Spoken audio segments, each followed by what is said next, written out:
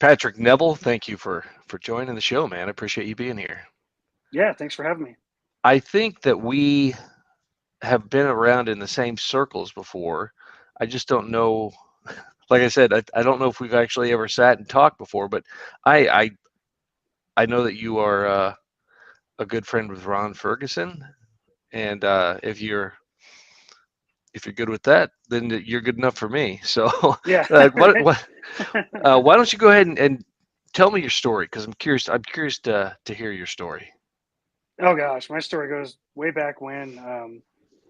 I grew up like in Littleton, Colorado, and had a pretty good lifestyle, kind of suburban middle class, and until April 20th, 1999, and that's when Columbine happened. I was a Columbine student.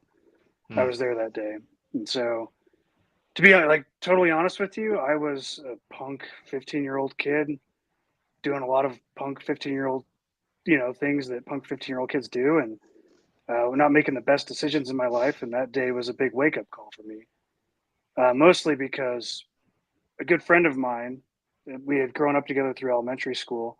His dad was the or my dad was the baseball coach. His dad was the assistant baseball coach. His dad was my assistant soccer coach. And we grew up together, but like we started like drifting apart in high school. And it's because I was making a lot of dumb decisions and he was doing the right things. He was actually in the library studying when he lost his life. And being a 15-year-old kid, that's a pretty quick wake up call. And so for me, there's a lot of people that still use that as a crutch till this day, like a lot of my friends do. But for me, that actually turned my life around in a good way. It made me realize that the best way I could honor his loss was to actually make my life worth something. Hmm. So I started turning my life around then. It wasn't like a quick thing, but that was kind of a like look back, and that was really the point that made me start turning my life around. So I wasn't sure how far back you'd go when I said tell me your Yeah, story. I didn't know where you'd want to go with that. I assume it's something that you've talked about a lot over the years, publicly, privately. And I was curious to ask how it impacted you long term. And you're saying that this actually got you back on the right track. Can you? it did. It did. I mean, so I was getting bad grades. I was actually, full disclosure, on my way outside of the school when the shooting started because I was going with my friends who were going to go smoke cigarettes and chew tobacco. We had to do that off school grounds. And meanwhile, my friend was doing the right things and in the library studying. He was getting straight A's, was on the football team. And that's why we had started drifting apart because I was being dumb and he was actually being smart and doing the right things. And it just didn't seem fair that why would he lose his life? But then you can't control everything. So I started realizing what can I control and started to turn my life around. And it wasn't, like I said, it wasn't a quick process. I certainly owe a lot to God. The fact that God introduced me to my wife, who's my high school sweetheart. Like we went to senior prom together, we worked together, and we started dating towards the end of high school and through college. And she's just been an absolutely amazing force in my life, and I'm so thankful to just have her as a part of it. But that's a big reason, Columbine is a big reason why I joined the military. I actually served in Sadr City, Iraq. It's a big reason why I served 8 years in the legislature, and it's a big reason why I love what I'm doing now because I like to live a purpose-driven life. What branch were you in? I was in the Army. Okay, I was in the Navy 5 years. So um, Okay. tell me about how you got. How did you make the transition from the military then into office? Was that direct, or was there time in between there? Yeah, there was a little bit of time in between. So I served in Sadr City, Iraq, and healed some nasty stuff. Ended up getting medically discharged from the military. So I only have about 60% small airway lung capacity. And so I was medically retired from that. But I was working a job at the U.S. Geological Survey because the Army actually had a pretty good program where they would try to transfer your skills Mm, into some other different subsect. And so I was working a job as a space and facilities coordinator. And my basic job was to, it's kind of fun for a small government guy. I got to kick bureaucrats out of their big, huge offices since they were never there and they all worked from home and put them into smaller spaces. And I got really frustrated because I was doing these cost benefit analysis on long term projects, and there was one that would have been a 2 year payoff. It'd be like because once we release this space, you have to do cleanup and everything. So it's not like it's an immediate you just release it and get paid off. But the cleanup would have been a 2-year payoff. Well, that project, they decided not to move forward on that project, move forward on a different project that would have literally wouldn't pay off for another 20 years in real dollars. That's not even counting for inflation. Oh man. And it was all because we got to do this so that we can come back and ask for more money next year. And while that's happening, backtrack too, in college, I actually interned for a family friend who lived about a half a block from us, who was a state representative. And I was so excited for that opportunity. Yet I saw the way he spoke, and then I got to see his voting record, and I was disgusted. And so I said, I'm never getting back into politics. I'm joining the Army, and swore it off. But then bring me fast forward back to my days in U.S. Geological Survey. The state representative of my district, she resigned, and I went on recruitment mode, trying to recruit people. And they kept saying, I can't do it for this reason or that reason, but you should do it. You'd be great for it. You'd be great for it. And I kept denying it. And we were on a 4-week long sermon on Nehemiah in my church. And it was all about, if God's giving you leadership capabilities and prepped you, our country needs you to step up now. And at that point, even my wife is like nudging me in church. Are you Really? listening yet, dummy? Yeah, like, you need to Really? run. Wow. So she was all on board. She was. She All was. And right. it was a big sacrifice, too, because being a federal employee at that time, I had to quit my job because of the Hatch Act. So it was a total risk. And a lot of people didn't think I could win. I was running against this guy who was pretty well known in the community, but he was kind of a career bureaucrat. But lo and behold, I won. What do you think made the difference there? How did you beat the incumbent? Well, it wasn't an incumbent. Okay. I'm He sorry. was the county clerk and recorder, though, which has a lot of name recognition, All right. name ID. And I think it was a mixture of hard work, but then also people were just ready for something new and fresh. I'll never forget, I actually wrote my intro letter to all the delegates to the assembly, and it was hard hitting. It was, I mean, I didn't pull any punches. I didn't like leave any of my beliefs or principles on the table. And I get done writing, and I'm in my basement, and I come upstairs, and I go to help my daughter with her Awana verse, and it was Joshua 1:9. Yeah. Have I not commanded you, be bold and courageous? So I'm like, okay, got it, God. It's going to stay as is, because I was thinking I was going to try to tamper it down. And then I sent that out to the delegates and got a great response. People were just they thought it was so refreshing to hear someone who's actually speaking their mind and not trying to be all things to all people. When you look for it, it is always right there. God's instruction for you, isn't it? It's not that he's not talking. It's that very often we're either not listening or we don't want to hear it.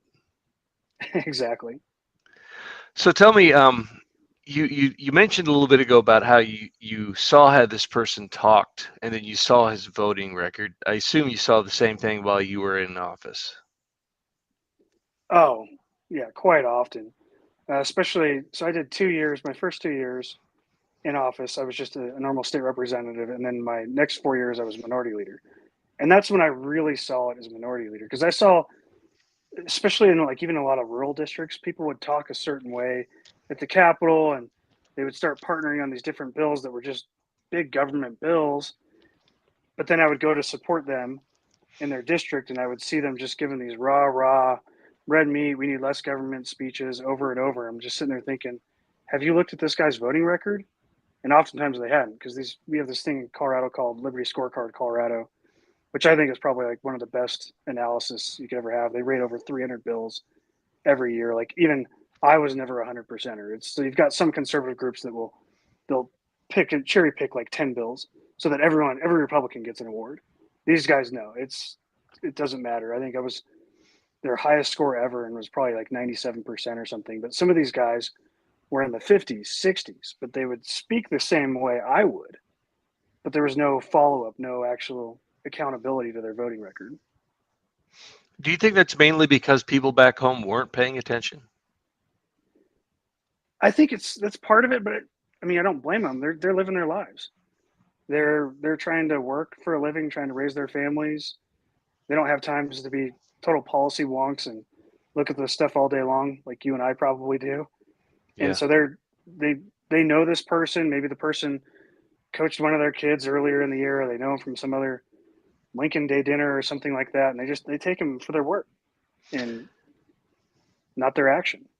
Yeah, I remember I was sitting in a state senator's office in Missouri, and I was watching their legislative aid, and the legislative aid was going through the voicemails from the day before and going through the emails. And I just looked over and I said, how many messages does the senator need to get on a specific thing, not just in one day, but how many messages on one specific issue does the senator need to get before he feels the need to take action? And he just looked at me very matter of factly and said, 6. If you get 6 messages on one thing, he's starting to wonder why people care about this. And I thought, that's amazing. That's Isn't it? the idea that 6 messages on one issue creates an urgency. That I thought to myself, that's an indictment of the activism of the people. The fact that that just one, it's not even double digits, it's single digits, Right. 6 people, and he's like, oh well, we better do something. And that, I think, shows that they kind of feel like they can do what they want sometimes. Is that the impression you got? Like nobody's paying attention? They can do what they want, but it also shows the ability. Like, I like to talk about the, classic political theory of diffused opposition or diffused support versus concentrated opposition, concentrated support. And so what that really does is it gives a lot of power to the inside lobbyists. Especially on healthcare price transparency, that's like one of the biggest issues. I mean, this polls, we used Biden's pollster and Trump's pollster, and both came close to 90% support.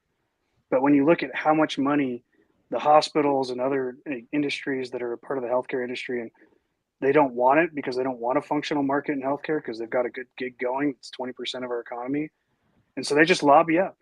And so you might get, in that case, even 20, 30, 50 phone calls from actual legislators, but then you get this revolving door of 20 plus lobbyists or 50 plus lobbyists in each state actually visiting the legislator in person. Mm-hmm. And sometimes there's that disconnect. They don't realize the environment in the capital is not the environment in your district. So help me understand better the idea of concentrated benefits and dispersed costs, like you were just talking about. Yeah, so I mean, the idea that people think of this issue and it pulls so wildly well, and they're like, well, why isn't this done already? Well, it's not done because we haven't actually concentrated the support for this. I think, when you look at 90% polling, that's probably someone, it's probably closer to 100%. It's probably just someone who didn't like to answer the phone. So they threw it off, the poll off a little bit. So you talk to almost every American, they say, yeah, why don't I know the price of my health care up front? That just seems like common sense. That's the way it is in every other industry. And then I can pick and choose. Like, you take a look at a gas station, you'll have a general idea of what the prices should be, and maybe you'll choose to pay a slightly higher price because it's more convenient, nicer gas station, lesser lines, or you can choose the cheaper price, but you have a choice as a consumer. And that's what we should have in healthcare. And everyone agrees with that on its face. But the problem is, inside the building, they are very organized, very concentrated. They pay hundreds of millions, if not billions of dollars on lobbying, advertising each year. And they just embed themselves with those legislators. And so they'll pick the right committees, the different health committees. They'll start taking these legislators out to cocktail parties and introducing them to different people. And they develop these relationships. And so it's hard on this type of issue that just seems so much common sense. It's actually harder than you would think to actually get it across the finish line. Yeah, because you have people who have the budget to make this happen because they're making so much money off of this, and there isn't an opposition out there that's organizing against it because, I mean, we don't we don't know we don't have that kind of what's the word, we don't have that kind of financial skin in the game, even though we do, you and I, but we're not part Right. of a larger organization that's making that happen. And you see the same thing like in sugar subsidies. There's billions and billions in sugar subsidies. Most Americans, we're just paying a fraction. And so there's that dispersed cost. We don't see it like we could, but they're seeing huge, huge benefits. And so they're able to concentrate their focus on maintaining the status quo. Right. And they've basically got an oligopoly. That's what it's turning into. If not, we're moving closer and closer to single payer, whether people know it or not, whether it's single payer from the actual government coming in and socializing medicine, or whether it's just we're seeing the vertical integration of all these different healthcare systems that are actually starting to pull their prices together and do different things. Like right now, the big battle, what they argue is we need you. No, we've got a price estimator tool, so just log on. Well, little known fact on those price estimator tools, oftentimes they'll take your data and sell that to TikTok and Meta and everything else. So you go on there, maybe you're searching for something like a substance use disorder and you want to get treatment for it and you want to see what the estimate is because your insurance doesn't cover it. Well, they're going to turn around and sell that data. So they're monetizing every aspect of this. But meanwhile, it's 20% of our economy. With businesses, it's usually their second largest line item. With families, it's the same, second, if not the largest line item of their household budget. And meanwhile, there's no functional market, there's no competition, and that's why you see the healthcare inflation is even higher than every other inflation. So let's take a step back and really define what you mean by medical transparency. Is it simply knowing when you go to the hospital what this is going to cost you, or is there more to it? It's honestly posting the prices online, and that's what they are actually required to do. Trump started this rule back in I think 2017. Went through the rulemaking process. Biden signed it in January 2021, but it actually requires hospitals to post all of the codes and prices of their services in machine readable format on their website. Now, once you have that, the really cool and unique part about that is you can create these. There's different tech developers out there that are ready to create these Expedias or Google Flights of healthcare. So you can log in and say, I need a knee surgery or I need a colonoscopy, and I'm willing to go within a 50-mile, 100-mile, 20-mile radius, and it'll plug it in there for you, and you can actually go and shop. And you can see that a price for an MRI you could pay $300 cash, or in one facility, or up to $4,500 in another facility. And so without that information, we don't have, like, from the macro sense, price competition. Because what would truly happen is if you had that happening is that $300 MRI would all of a sudden be very much in demand, probably go up a little bit in price, but then the $4,500 MRI would have to come way down because they're going to start losing major business. But we don't have that in the healthcare industry at all. We have it in every other industry in America. And so the idea is that you could actually shop based on price and quality, but you need both. You can't just shop one or the other. You really do need both because rational consumers actually weigh both. So there's a struggle going on right now because I hear this and I understand what you're talking about and how it could benefit. Help me understand from a small government libertarian perspective why government needs to be involved in making this a reality. Yeah, that's a great question, and it's based on my principles that I believe in, on the fundamental economic principles and the assumptions that we make in a free market, is that there's actually free flow of information, and that there's actually free entry into the market. Right now, there's a lot of times not free entry into the market because of the oligopoly practices within these different systems. And so this would actually open it up to be transparent and then let the market decide. I'm not one at all to say like we should start doing price caps or anything like that. And that's my fear is we're going to move towards that way. That we're going to start doing price caps or maybe even tying it to a certain Medicaid rate, something of that nature, even worse, full on single payer. But let's get the information out there so that the consumers can decide the price, not some government agency. And then on top of that, I'll even say that I can't think of a single hospital in the nation that's not dependent on government money somehow anyway. That's just the nature of our system. It's not a free market system at all right now, and this would make it more free market. Have you heard of the Surgery Center? I think it's the Surgery Center of Oklahoma City. Yes. They don't take any kind of government money, I think, and I don't think they take insurance. And yet they have their stuff posted online, and it is a high quality hospital, and it's a low cost hospital. So this seems like it's kind of the vision you have of hospitals across America. It is, and actually, I went to it's called the Oklahoma Surgical Center, Okay. um, or Surgical Hospital. I actually went there myself because I went to the VA. I've got free healthcare through the VA. I broke this finger here. The VA was telling me there's nothing we can do. We're just going to have to fuse it together. I didn't Sounds like about that right. answer. They Yeah. they didn't offer you some Advil and that's usually Yeah. what you get. Here's Yeah. some Advil, put Here's some some ice extra. on it. Yeah. I didn't like that answer. And so I found a price transparent hospital in Oklahoma that's actually physician owned, which is a whole nother issue. Like now you've got to be grandfathered in to be a physician owned hospital, which is ridiculous. But it's physician owned hospital, it's price transparent. They do take insurance, but they actually put pins in it. And like I've got full movement now. It's not, well, 90% movement, but it's not fused together. But I was willing to pay for that because pay more than I would have had to pay because I wanted that higher quality. But that's what transparency will do. You give consumers those different options and then they have to compete. And quite frankly, the system we're moving more and more towards with managed care and value benefit care that's being pushed all throughout the nation, that's the VA model. That's exactly what it is. Mm-hmm. As one who tries to go through VA to get their health care, it's a terrible model. I mean, I've got lung issues, so I'm on a CPAP. Literally, my CPAP was recalled because it causes lung cancer. I've been fighting with the VA for over a year now to try to get a new one, even though it was recalled.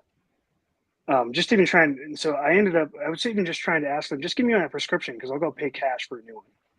Which is kind of dumb that you even have to have a prescription for a CPAP. I mean, It is. I just had to get my like prescription renewed like last week. I'm like, what do you mean? You're not even going to do right, another test. You're just writing something on a piece of paper and turning it in. right, and like there's like some black market for CPAP supplies. Yeah, Like, yeah. oh hey Like there's man, I a got the nasal masks. Do you want the APAP? Like, new Respironics, yo. yeah, yeah, just come to this alley. I'll take care of you. It's so ridiculous. But I've been fighting with them for like 12 months. I ended up paying cash for a new one myself and got it done. And so that's what like true price transparency will give you. And oftentimes, what people don't understand about the healthcare market is because of under Obamacare, the medical loss ratio states that insurance profits are capped at 20% of the overall premium. Well, if you're an insurance company, your profits are capped at, according to the premiums. What do you want to do? Simple economics, right? You want to raise your Mm-hmm. premiums. And so a lot of people have this idea that health insurance still works like property and casualty insurance. You know, your car and home insurance, where they're actually trying to negotiate and get lower costs. And if you get a car wreck, go to this approved dealer and we'll negotiate the prices lower. That doesn't happen with health insurance at all anymore. It's actually quite the opposite. And the studies have shown that on average, the cash price of care at a hospital is often 40 times percent lower than the lowest negotiated insurance rate. Why And is so that? off there's lots. Well, it's the biggest reason is because of the medical loss ratio. I mean, the insurance companies have no incentive, literally no incentive, to try to negotiate lower prices. It actually hurts their bottom line, it hurts their profit. The second biggest reason is that there is some different bureaucracies and stuff that go through on that. And then but ultimately, if you get that information and you get to a free market, you could actually have consumers deciding, especially as we have like so many people on high deductible plans and stuff, being smart with their money, going out and shopping it, using new technology to come forward, create that so it's easy to shop. But gosh, the powers that be in probably the most profitable industry in our nation, if you count, I bundle them up in a group of four: the hospitals, the health insurance companies, the pharmacy benefit managing companies, which often are times owned by the health insurance companies, which would probably be like a fiduciary, like irresponsible thing in any other industry, and then pharma itself. And so that's the most profitable. It's 20% of our economy, so it's a huge chunk that we just haven't addressed, and we can address it through price transparency. Now transparency isn't going to solve all the problems, but nothing can be No. solved without it. So I was talking with one of the guys at Americans for Prosperity. That's where I work, and we were talking about their plan for fixing or working to fix the healthcare situation in America. One of their issues is price transparency, that you should be able to go to a website, see what things are going to cost you. One of the things he talked about is that often hospitals don't even know what they're going to get for the service because they have to negotiate with insurance companies to find out how much they're willing to pay. So it's difficult for them to put a price out because they don't even know what they're going to get for it. Have you seen that? That's oftentimes their argument, but then I would clap back with, well, then how do you bill a patient? Because they're certainly not having any issues billing people. When they negotiate Mhm. those contracts with insurance companies, those prices are known. It's negotiated, so it's just posting it. And the idea is you need it from both sides too. So I don't just want to pick on the hospitals here too. The insurance companies are part of the problem as well. So really, the hospital price is the price, right? It's like you go into a grocery store and you want to buy a gallon of milk. Okay, there's that ticket price. But then you buy the gallon of milk and you get a receipt. The receipt's what you should be getting from the insurance, but both sides are trying to hide those prices. And oftentimes the insurance, it gets even more complicated because insurance is often paid for by the employer. And so the employer, you've got another disconnect there, but the employer has no way to reconcile those receipts to see if he's actually paying the right amount. And what we see a lot of times is there can be a lot of fraud, or sometimes the insurance pays higher than the negotiated rate they were actually supposed to pay because of the medical loss ratio. And that gives them an excuse to come back next year and say, well, we've got to raise, sorry, small business of 50 people, we've got to raise your premiums by 20%. Hmm. Why is this so important to you? You know, I've I dealt with a lot of like big red meat issues as a Columbine survivor. I tried arming teachers for years. I'm a big pro-life guy. I've tried working on that, and then this issue kind of fell into my lap. To be honest with you, I was pretty done with the legislature. I thought I had two different dream jobs lined up. One was working corporate strategy, and then another one was working on human trafficking interdiction. And I thought like either one would be great. And so I prayed to God, okay, tell me which door to walk through, open and close doors as needed. And he closed both of those doors. And I was going, well, no, I didn't want that. Yeah. But, Oh, close the doors but as long as they're the ones that I want closed. right, right. And so, like, oh shoot, I got to go back into session, and I only had 5 days to turn in my bill titles. And issue always interested me, so I just pulled a title on it and had no way of knowing where it would go. And then I actually got something done in Blue, Colorado. I turned the bill in, talked to the governor beforehand, and was trying to get Democrats on board because this is a bipartisan issue. It's very much like Mhm. criminal justice reform. You know, I worked with Democrats on criminal justice reform issues quite a bit because I believed in that too. Um, and it's one of those ones where like the hard left and the hard right often agree, but then the middle that's usually trying to cozy up to the lobby core and the insiders, that's who you're battling. But when I turned the bill in Colorado, the majority leader actually texted me and said, I like your bill. Can I co-sponsor it with you? Yes, absolutely. Wow. And we'd been friendly together, but two totally different people. You know, I think I was filibustering one of her bills, like leading a filibuster of one of the worst bills in Colorado history on life that like the week before, and it was like the longest filibuster in Colorado history at the time, to actually partnering with her on this the next week. And so it's one of those unique issues it's fun. It's not, it gets me out of that like tribal role that you know I used to think so much that how does this benefit Republicans and Republican this, Republican that. And it's no, let's just do what's right. And then you look at the polling data, and then you look at truly the macroeconomic impacts of such a policy across the nation. When we're talking 20% of our economy, and I take a look at all the different things that we're losing out in this nation because of our current healthcare policy, how many people have that new idea that they may want to start their own business on and create something new that's going to help every American out there, but they're afraid to do it because they're stuck in their awful health insurance plan with their work, and they're afraid if they lose it, it's going to lead to financial, ruin for their whole family. So it's Well, even beyond just fixing the 20% of our economy. It's what are we losing out in the future? Patrick, I was told that with Obamacare you could leave your job and you wouldn't have to worry. Are you telling me that that's not true? Yes, that is not true. What? What? Yeah, I right. This is my shocked face. Yeah, right. So that still doesn't help me understand why this is such a passionate issue. I mean, you don't sit and dig in and know all these numbers about something just off a whim. What what makes you really passionate about this? Well, I just see the future of it. I mean, I look at my kids. I want them to be able to go I've got some very talented daughters. I mean, my 15-year-old, for instance, she's going to be graduating high school in a year with her associate's degree. She's going to have a business associate's degree. So, I mean, she's going to be finishing her undergrad by 18, 19. But she's also a very, very talented artist. And she's already had these ideas of starting her own company, whether it's just selling actual true art prints or even doing something similar to her mom does with branding and creative design. And I want her to be able to have that opportunity and not just have to work for some company, but have that opportunity to be able to start a family. And then I want all my other kids, no matter what their individual passions are, to be able to pursue them. But it's so hard when you have a family. And I know this personally, like it's so tough when you've got a family and you've got to make those decisions because you're stuck in the current system that we have. And this would open up the new system. I mean, at least it would be a tremendous start to it. Now, there's other ideas too. Oklahoma's done some good things. I don't know if you've heard a bill called Right to Shop. I have not. Tell me about that.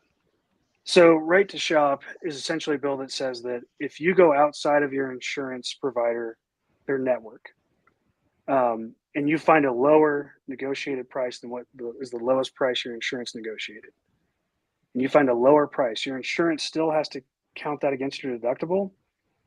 You get to keep half the savings, and your employer, or if you're self-employed, get to keep the other half. And so it would Nice. actually encourage shopping and solve that medical loss ratio issue. Because I truly think the actions at the state level, so I'm talking about state level policy stuff. Congress is a mess. It's going to be tough to get much of anything through Congress, but some of these things are being done on the state level, and it can be leveraged and be done. And the other thing that makes me passionate about it too is for how many years I sat there in office, and at the federal level, every Republican out there was running on repealing Obamacare, which we couldn't do anything on at the state level. But every Republican ran on that. And then lo and behold, we had the famous thumbs down vote. We didn't repeal it. We didn't get it done. And so this is something that states can actually individually do and take on themselves. And it's fun. Like even New York City Council passed something on this, and then Ohio passed their like Red Ohio, Ron Ferguson's bill, 90-5 in the Ohio House. So it's one of those issues that can be done if you work it strategically correctly and you're willing to actually take on some of the big money forces. Have you ever read a book called From Mutual Aid to the Welfare State? Ever heard of it? I haven't. So it's by a guy named David Beto, and just a fantastic book. So for a while, I was looking at a lot of different issues, and healthcare reform was one of them. And so this book really goes back to healthcare at its start in the United States and how it got from where it started, where you get your healthcare from mutual aid societies. Maybe you were part of a lodge, and your dues went towards a lodge doctor, and you could go see the lodge doctor when you had illnesses. Went from that to this mess we have today. And I'll never forget one of those spots in there when he was talking about how we got actually involved in insurance.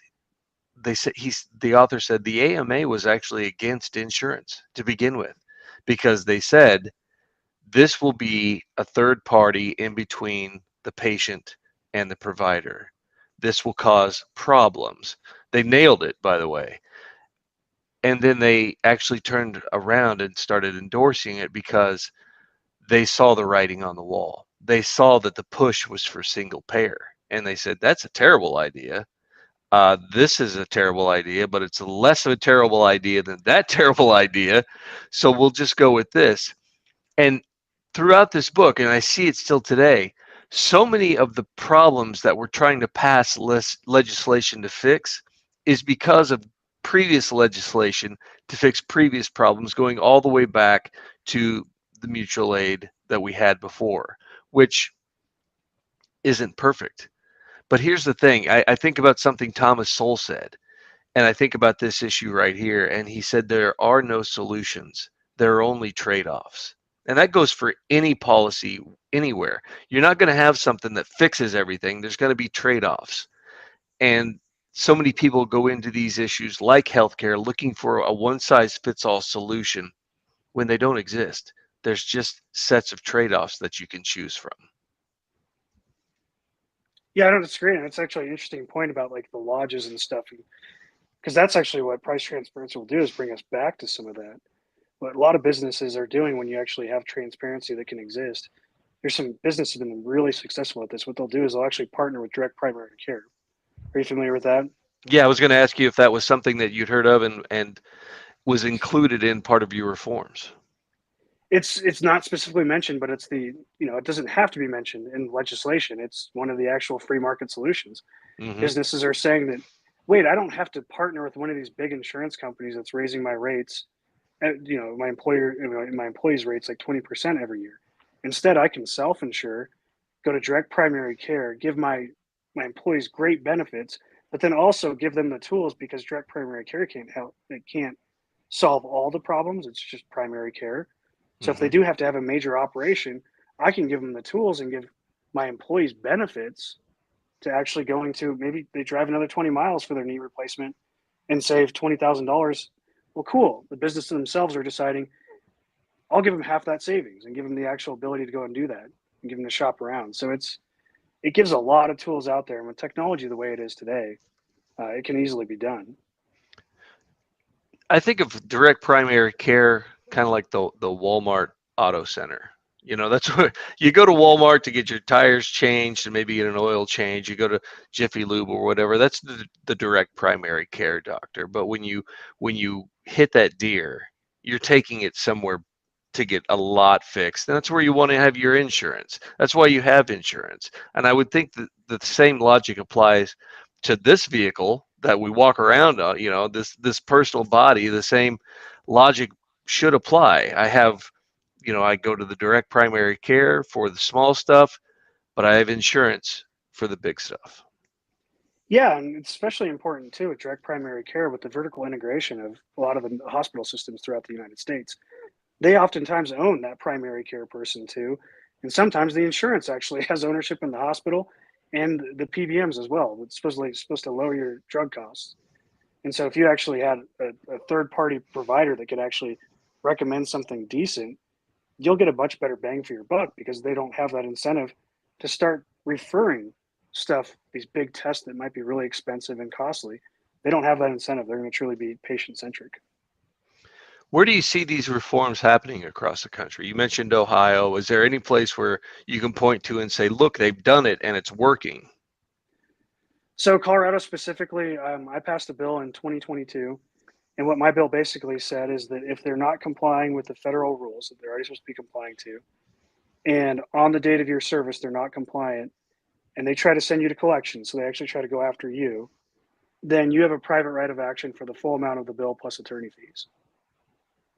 And so basically gives the consumer the ability to enforce it. That's what I loved about that. It wasn't, you're just not dependent on some sort of government bureaucrat to enforce it. There's you often see bills with a lot of intense language and no teeth, so that's kind of cool. That Yeah. enforcement comes from the people. Nice. Well, and it was such a like hard for me to wrap my mind around it because I'd worked against any private right of action for the rest of my 7 years, but I'm like, wait, this can actually work for a consumer in this way.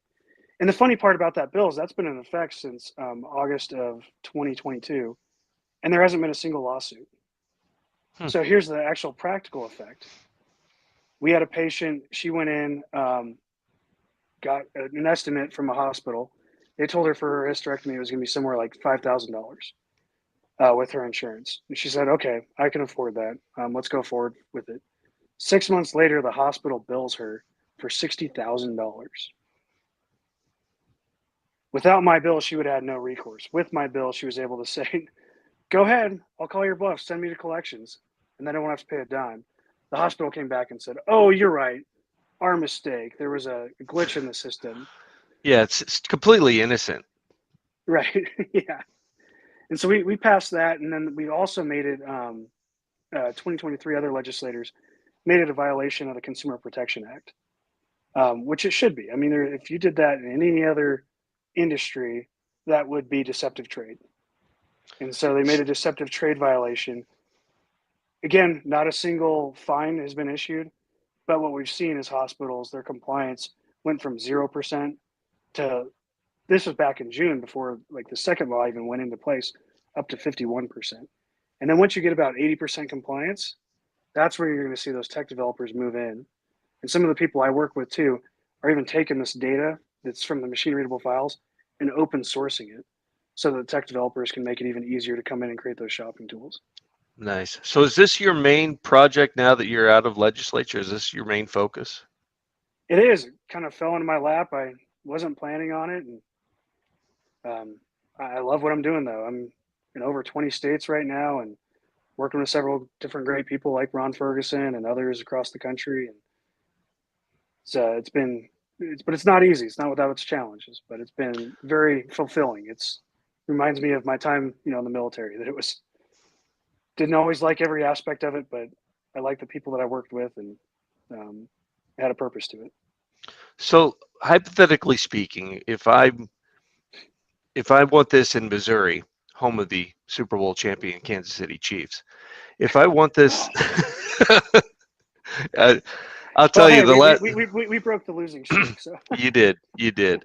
Um, the last time that I'll tell you this, the last time that the Broncos beat the Chiefs before that, I had to wear a Tim Tebow jersey because I lost the bet. And yeah, so if I wanted this in Missouri, how would I go about reaching out to you to make this happen? well, anyone can email me, patrickneville@live.com. I'm more than happy to work out. There's actually a representative in Missouri that filed a bill. Unfortunately, it didn't go anywhere. I think leadership kind of kept it back. But Representative McMullen, I don't know if you're familiar with him, but he did file a bill on this. I think he's Interesting. running for state senate now. Maybe I have to make a trip to Jeff City and get some things straightened out. Yeah, and We it's could one of make those that issues happen. too that it is so bipartisan that each state it's different. The different coalitions, the coalition building really what matters, and that kind of goes back to that concentrated opposition versus diffuse support. We got to concentrate that support. And so it does Yeah. take sometimes, like with me, working with this Democrat that we never agreed on a single thing for 7 years. And we always got along, but working and actually agreeing with it and working on this one issue, it takes some of that ability. And unfortunately, that's what you see in the political system. And I'm sure you being involved, you've seen it several times, but certain people get territorial over the issue and try to take it over. And I think it takes some humbleness to get by that and go, okay, who can we work with to actually get this done? Yeah, it's just another form of protectionism, and that's destructive.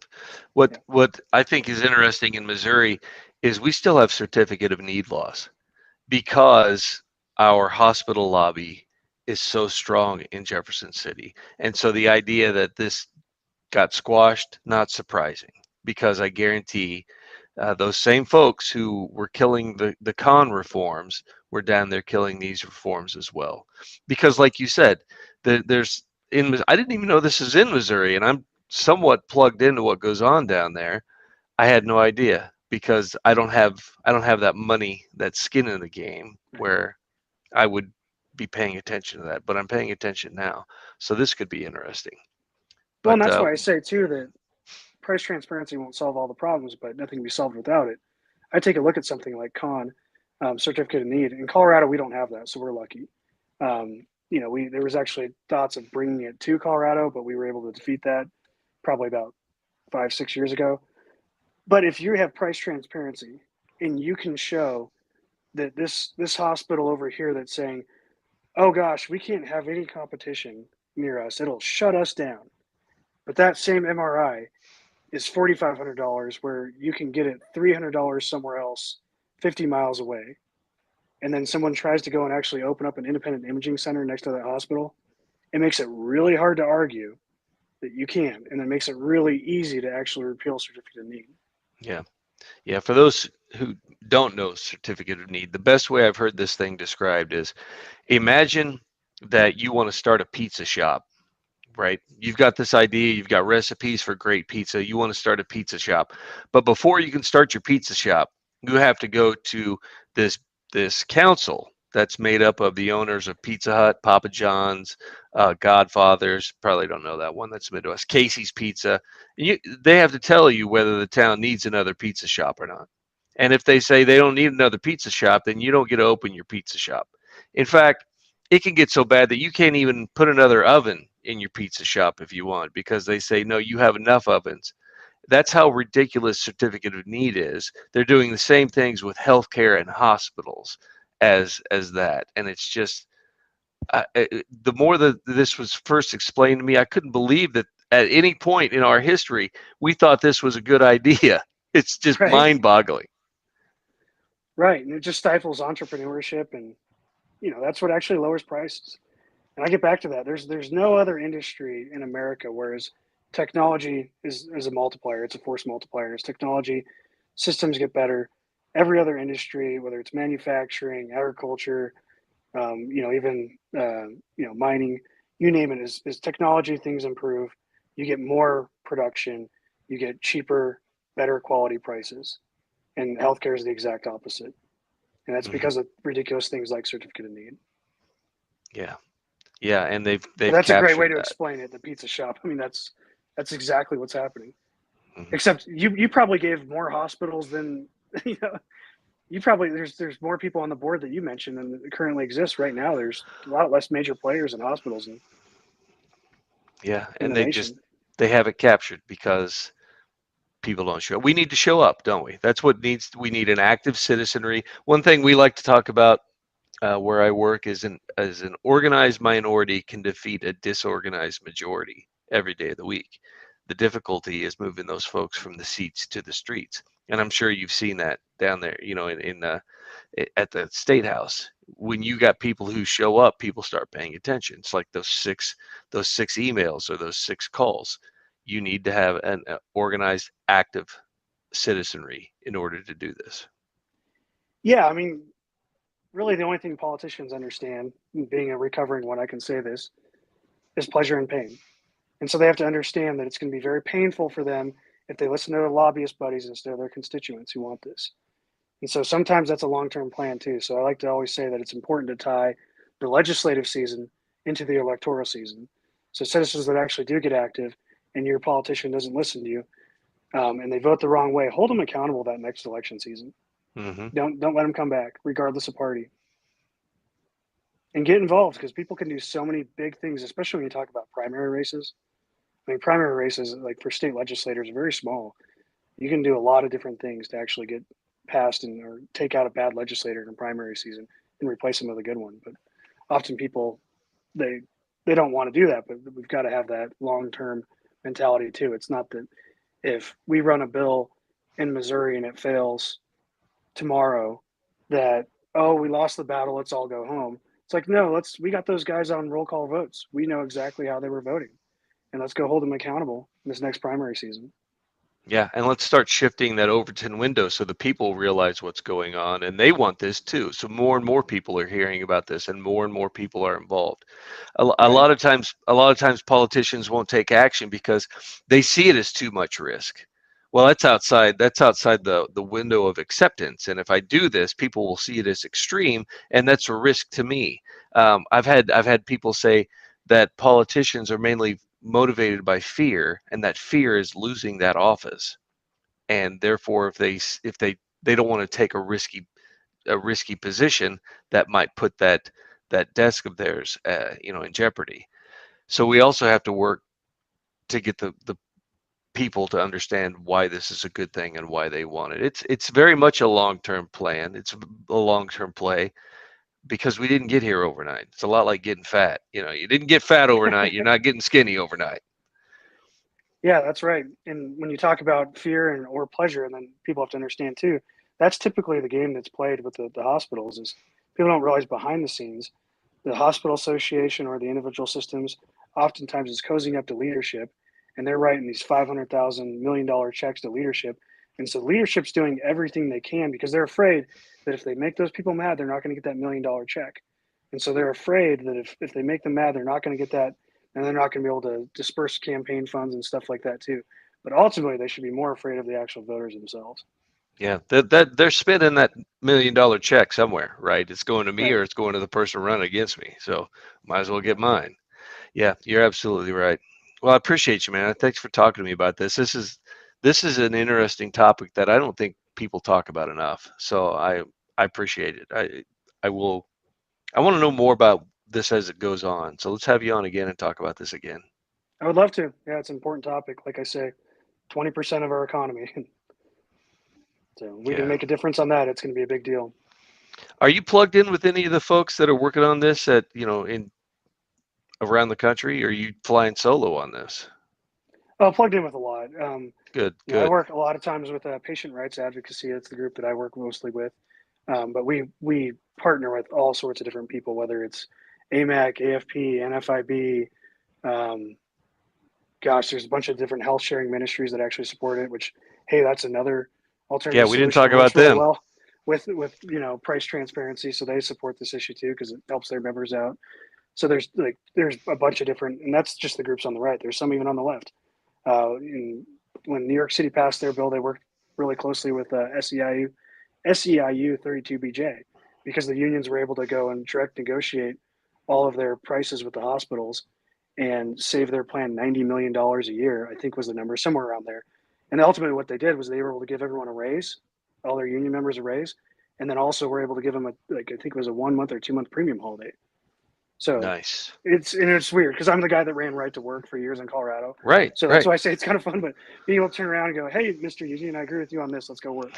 And here's the thing: I've never thought that I'd quote Ralph Nader, but I quote Ralph Nader all the time because I can't remember when it was. It may have been around 2014. Maybe earlier. It doesn't matter. I was at Lindenwood University. It was Ralph Nader and Grover Norquist on stage together talking about why they both opposed cronyism. And Ralph Nader stood up there, and basically what he said was, nothing terrifies a politician more than the left and the right working against them. Nothing terrifies them more than the left and the right united against them. This is one of those issues where you can easily get that. Yeah. Yep. Absolutely. Well, thanks, man. Again, I appreciate you. Thanks for doing this. Thanks for the work on this, and let me see how we can do more together. Not just in the podcast arena, but I want to do more of this in Missouri. So, That sounds thank you. great.